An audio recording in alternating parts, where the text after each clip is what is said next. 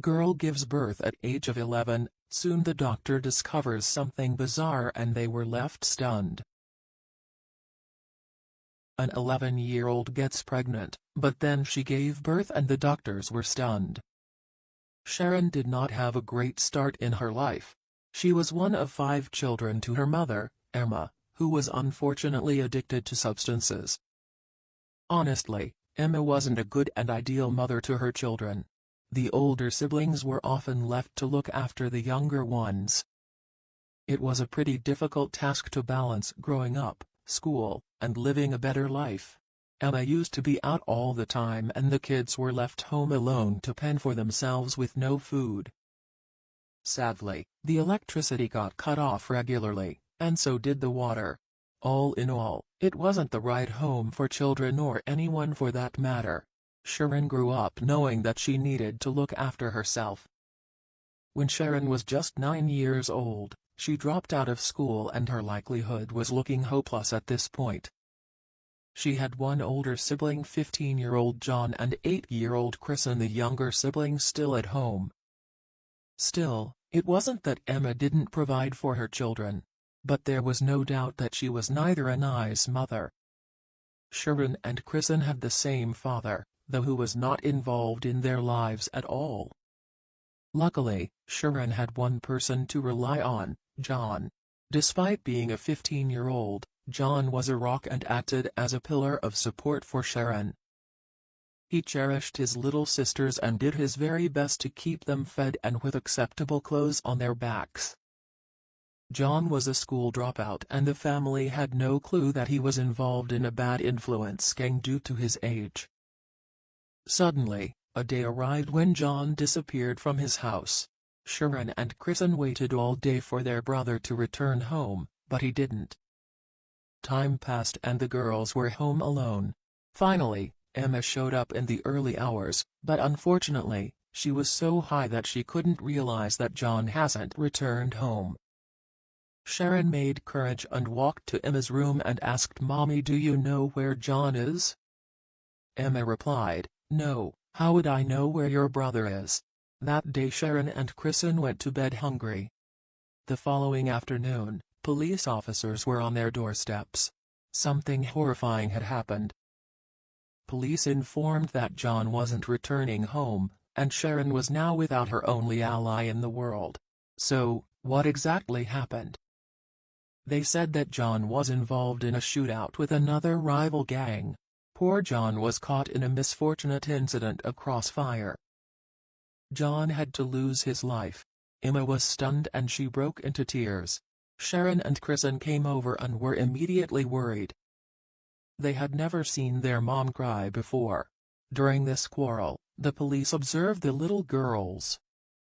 It seemed that their hair wasn't brushed and that their faces were dirty. They soon realized something was not good, as little Kristen asked Emma whether the police officer had any food with them. After this terrifying situation, the CPS investigation was launched. The first time when the social worker visited and asked to come in, Emma didn't allow them to. Next time the social worker came back with a warrant and was able to see inside. It was a time of unveiling a terrifying truth. There was barely any food and Sharon and Kristen were sharing a mattress.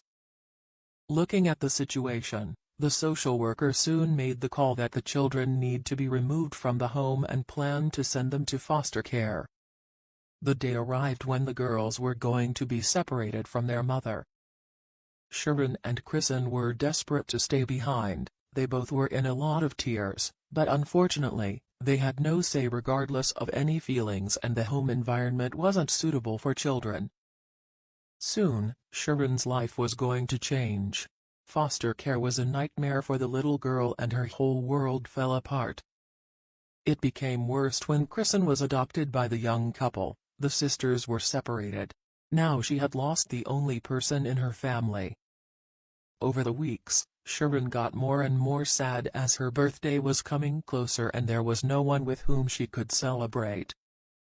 Though there were other children in the foster, but they weren't very nice to her. The only good thing was that she was enrolled in a new school. Everything came crashing down after an incident in a foster home. One day after coming back from school, Sharon arrived to find one very angry foster mother.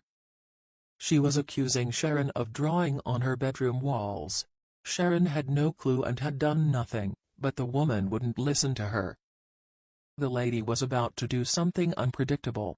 She bent Sharon over her knee and smacked her 3 times, all for something that the little girl hasn't even done. Sharon ran back to her room and was completely shattered. Soon, Sharon decided that she needs to get out of there. Emma was a terrible mother, but one thing she never did hit any of her children. Maybe because she didn't care enough, but still, this display of brutality left Sharon with a hurtful feeling and she soon decided to set up a plan to escape. Sharon's room was on the ground floor of the home and she was small enough to fit through the window. Soon after the sunrise, she ran off. She had no idea where she was going to go, but she knew she needed to get out of there. The following week was truly awful for Sharon.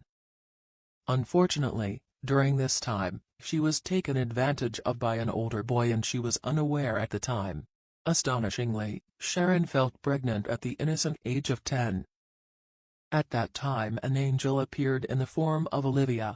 Sharon had run past Olivia down an alleyway where the old woman called out to her through a thick foreign accent. Olivia said, "What are you doing, little one? Where are you going?" Sharon stopped immediately and ran back to her. Olivia asked Sharon about where her family was and her response stunned her, "I don't have a family anymore." Sharon then explained what had happened during her childhood and her stay at the foster home.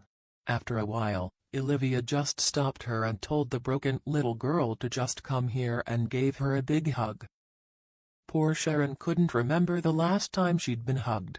Olivia decided to take Sharon in and look after the little girl. Sharon learned that Olivia was originally from Czechoslovakia, but had fallen on hard times, which was why she'd ended up living on the streets. Olivia knew her way around though, and had befriended a few local grocers who helped the old woman with weekly food. Olivia made sure that Sharon was well fed, and luck would have it that Olivia used to be a teacher, so she spent afternoons teaching her. The circumstances were far from perfect, but she had a love that meant the world to Sharon. At the stage, Sharon still hadn't told Olivia what had happened to her, but noticing Sharon's growing belly, Olivia finally queried the young girl. Sharon then told her tragic story and Olivia knew instantly that this 10-year-old girl was pregnant. She couldn't believe it. Olivia then had to explain to Sharon what was going on. At this stage, Sharon was about 6 months pregnant. Olivia was now in a difficult situation. If she took Sharon to the hospital, the girl would most certainly be taken away. It wasn't that Olivia was delusional about her situation. She knew Sharon couldn't live with her forever. But she knew that Sharon was happy and feared that the girl would just run away from any home that she was put into. So, over the next few weeks, Olivia did her best to educate Sharon on what lies ahead. Then the day finally came and Sharon was about to deliver a baby. Olivia rushed her along to the state hospital and the doctors were absolutely stunned by what she had told them. The girl was 11 years old and she was having a baby. They'd never seen someone so young in that position. CPS was called and Olivia was in the waiting room. Without Olivia, Sharon might not be alive anymore. Sharon ended up needing a C-section and the doctors couldn't believe what came out. Not only was Sharon pregnant, but she was pregnant with twins. Even though she was so young, Sharon insisted that her babies were not going to be taken away from her. She did know that CPS have been called and was feeling terrified about going into foster care again. But one thing was definitely good, both Sharon and the babies were healthy and safe.